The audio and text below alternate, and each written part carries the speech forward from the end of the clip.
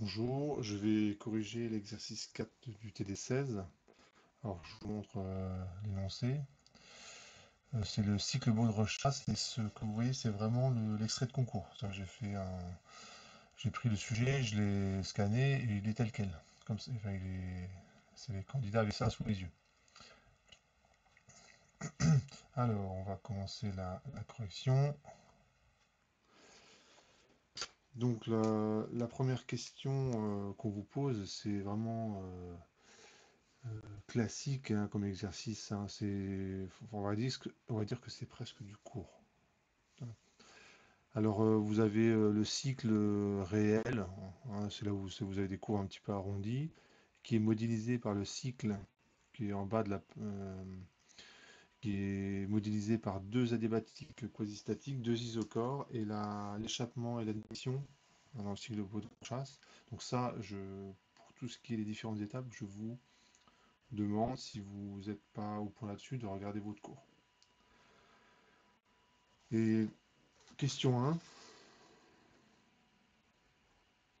je vais écrire comme ça finalement,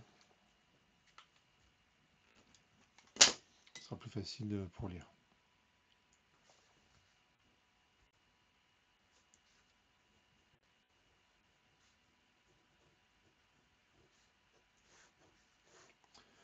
On vous demande d'identifier les différentes phases de contact avec les sources chaudes et froides.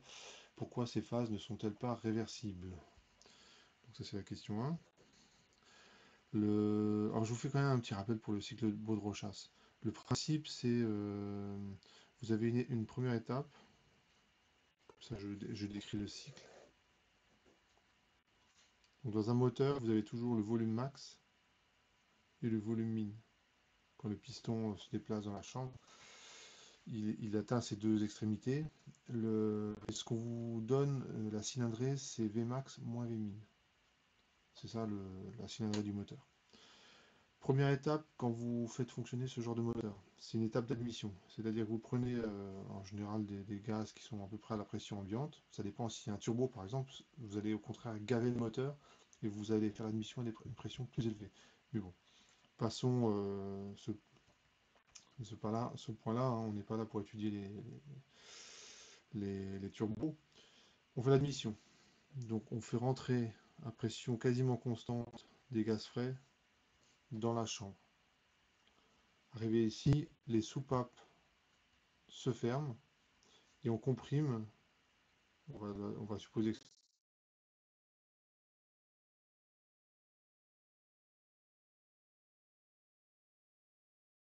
arrivé là pour un moteur à essence, on enflamme le mélange avec une étincelle, donc c'est la bougie.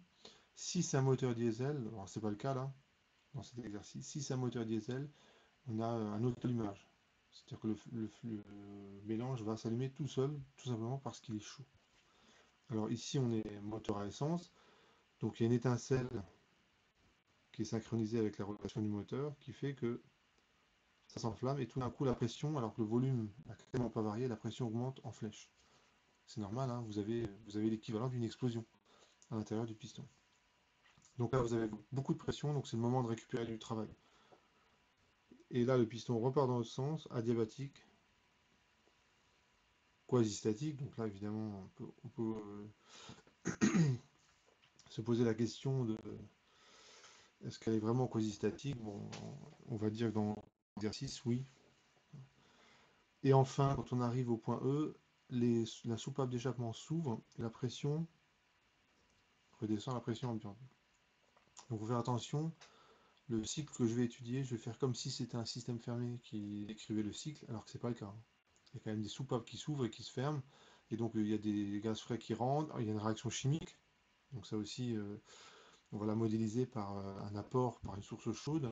Donc il y a des simplifications dans cette étude, mais bon, qui permettent quand même de mener des calculs beaucoup plus simplement.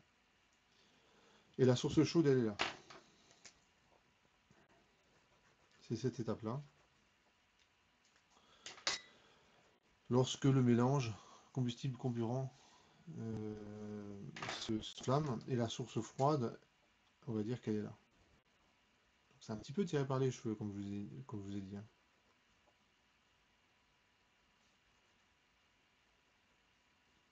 Donc, contact avec la source froide. Et ici, c'est contact avec la source chaude.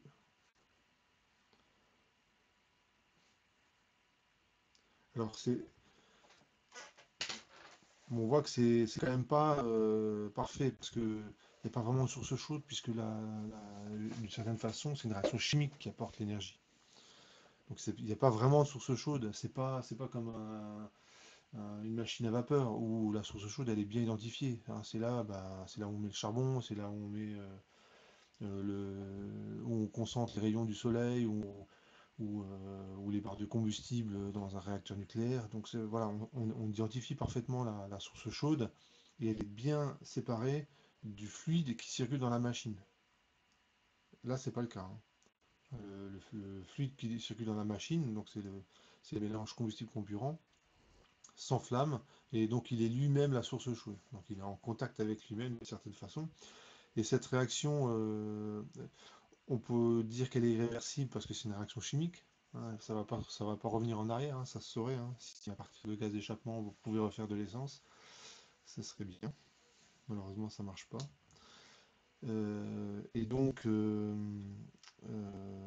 et si on considère naïvement, voilà, on fait comme s'il y avait une source chaude qui apportait l'équivalent de ce qu'apporte la réaction chimique, de toute façon, les transferts thermiques sont tout le temps irréversibles. Il y a tout le temps une différence de température entre la source qui fournit le transfert thermique et la source le système qui reçoit le système thermique. Il y a toujours un petit gap de température.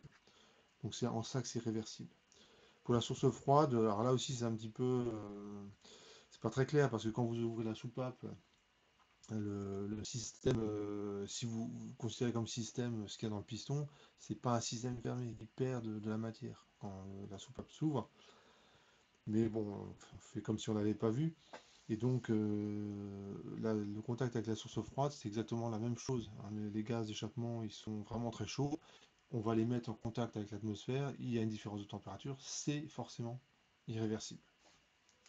Donc, le, le gradient de température, je vais écrire ça, hein. Dès que vous avez un gradient de température, c'est irréversible de toute façon. Donc, le gradient de température au niveau de la source chaude et froide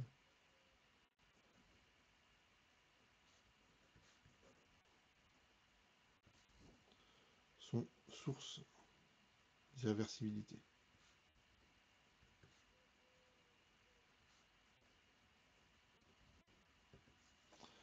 Question 2.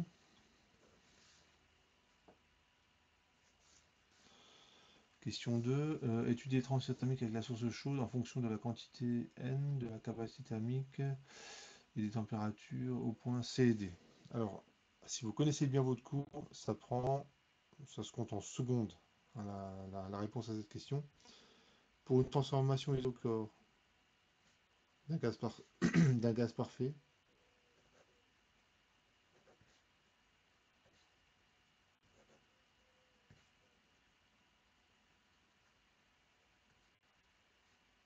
on a Q égale delta U. Alors ça, j'utilise le fait que c'est isochlore, hein. Donc pour l'instant, là, quand j'écris cette égalité, j'utilise le fait que c'est isochlore.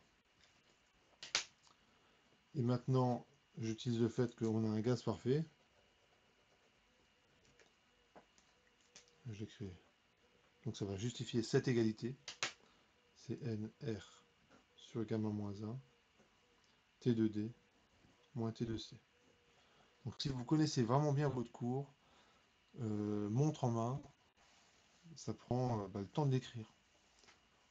Alors, si vous ne connaissez pas bien votre cours, voilà, c'est là que vous allez galérer un petit peu, ou voire galérer franchement.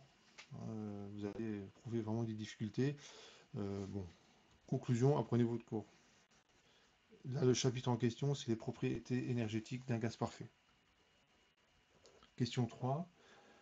Faire de même avec la source froide. Donc ça, je mets QC pour chaud, et bien QF c'est idem, hein. C'est delta U, et la source chaude c'est de E à B, donc c'est NR sur gamma moins 1, TB moins TE. Alors faut faire attention parce que quand j'écris ça, en vrai c'est pas correct, hein. Parce que quand la soupape d'échappement s'ouvre, vous avez, vous n'avez plus un système fermé. Donc en fait, et si vous voulez faire un système fermé, c'est-à-dire que si le système il accompagne les gaz quand ils sortent du moteur, la transformation elle n'est pas isocore. Donc voilà, on fait comme si on l'avait pas vu, hein. Donc c'est la modélisation qu'on vous propose, hein. On modélise que c'est un système fermé qui décrit ce cycle-là. Voilà. C'est l'hypothèse habituelle, hein. C'est la modélisation habituelle. Définir le rendement état, puis déterminer son expression en fonction des températures. Donc le rendement du moteur, donc, qui s'appelle état, c'est moins le travail du cycle. Alors le moins, c'est parce que le travail du cycle est négatif, sur l'apport d'énergie par transfert thermique au niveau de la source chaude. Donc c'est QCD. Et quand on voit ça, évidemment, on est un petit peu embêté parce que normalement, un sujet, s'il est bien conçu, les réponses des questions d'avant servent pour les questions d'après. En général, c'est bien, s'il est bien fichu, le sujet. Et là, on est embêté parce que le travail du cycle, c'est pas un transfert thermique. Mais vous savez que le premier principe, si je l'applique à l'ensemble du cycle, c'est-à-dire que si je pars de A, je décris tout le cycle et je reviens à A, eh bien, je sais que le delta U, ça vaut 0. Mais delta U, ça vaut aussi le travail du cycle, plus le transfert thermique sur le cycle. Et du coup, ce truc-là, ça vaut. Et pour justifier ça, j'utilise que le premier principe sur un cycle.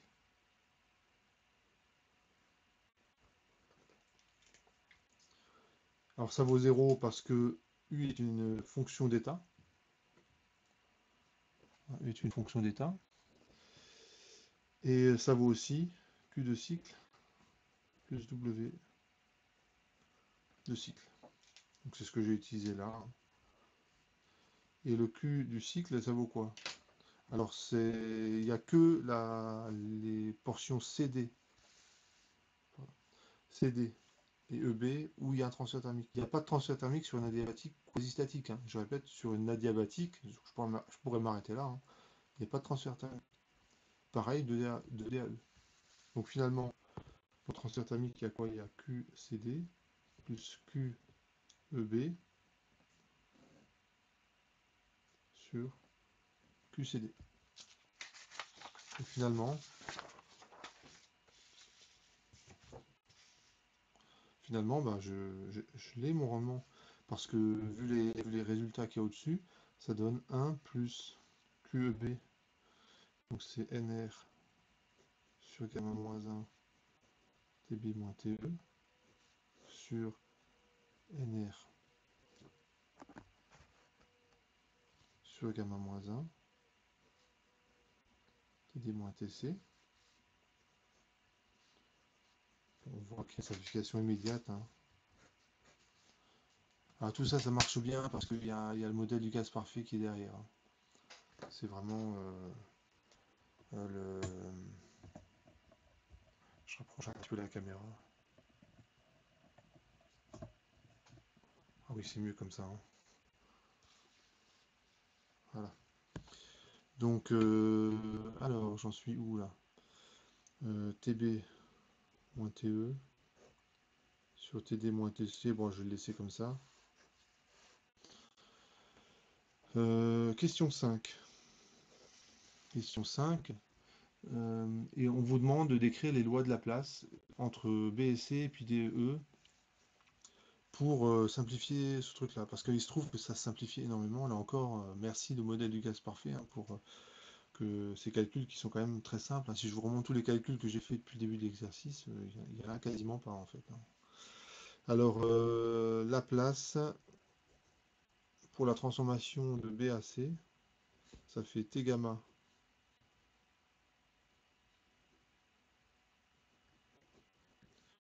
Donc là, ce qui est constant, c'était gamma P1 moins gamma. Donc c'est T de C gamma, T de C 1 moins gamma. Et je me rends compte que c'est pas celle-là. C'est pas faux, mais c'est inutile, ce que je viens d'écrire.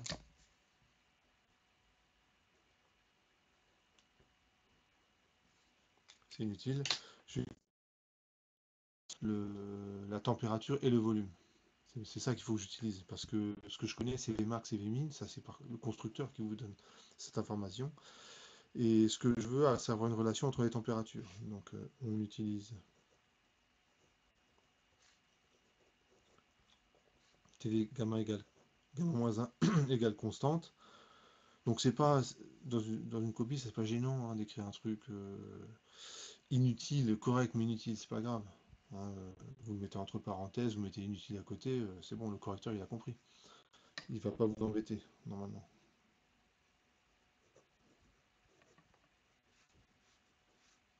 Donc T de C, V de C, gamma moins 1. Et j'ai donc T de C. euh, ouais, T de C, je vais écrire comme ça vaut T de B. V de B sur V de C, gamma moins 1. Et là, vous reconnaissez alpha.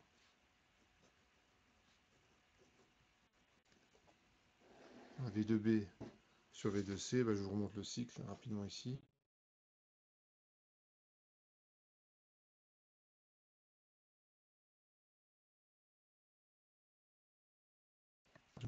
Sur la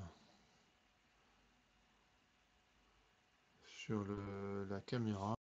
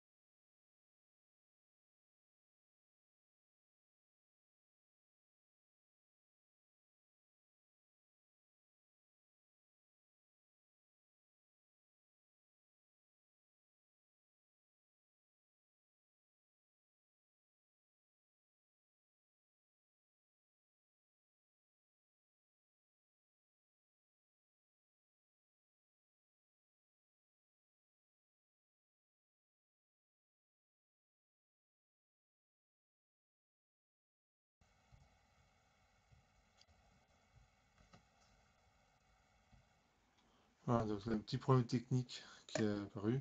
Désolé. Le cycle, il est comme ça. B, C, D, E. Là, je le fais rapidement.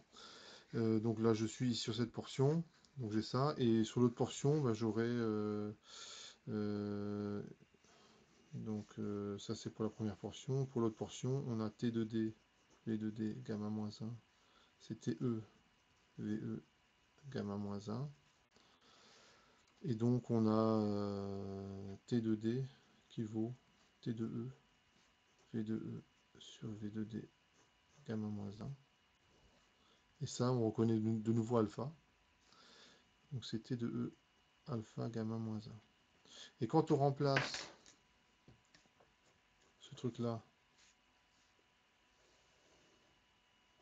là-dedans, quand on remplace ce truc-là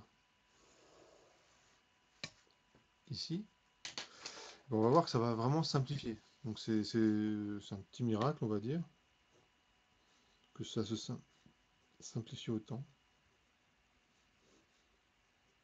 Donc T de D, ça vaut T de E, alpha, gamma moins 1, moins T de C, ça vaut T de B, alpha, gamma moins 1.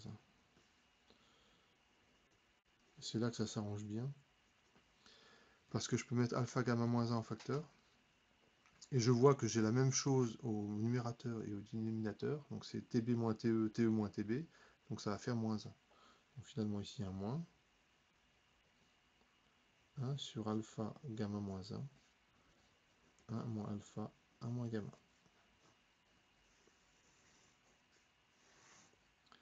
Et on a ce résultat-là qui est vraiment qui est extrêmement simple. Alors c'est sûr qu'il y a eu des hypothèses simplificatrices entre deux, mais remarquez la simplicité du résultat. Alors comment se comporte le rendement avec alpha? Donc vous rendez compte que vu que gamma est plus grand que 1, ce truc c'est exposant est négatif. Donc alpha, vous avez intérêt à le prendre grand. Comme ça, le terme alpha exposant 1 moins gamma, il va tendre vers 0. Donc prendre alpha le plus grand possible.